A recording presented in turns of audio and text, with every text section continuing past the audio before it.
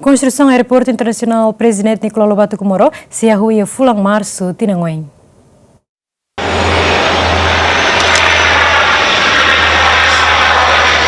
Embaixador Japão Iha Timor-Leste Hiroshi Minami hatete construção Aeroportu Comoro Sei implementa Iha Tinan Rua Nulu.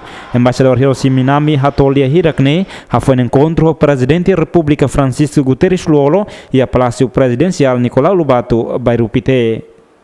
Construção começa Iha Tinan Oin.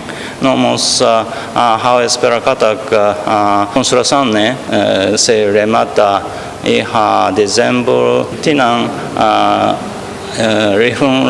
Rua Nulu recém-ida. How sick a comunidade chilena verrera basic aeroporto la hetan afeta.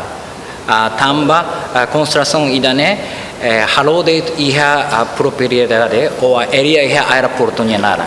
Orçamento da construção do Aeroportu Internacional Prezidente Nicolau lobato Comoro tuir estimação se gasta o montante $1 americano milhão no recém-hat.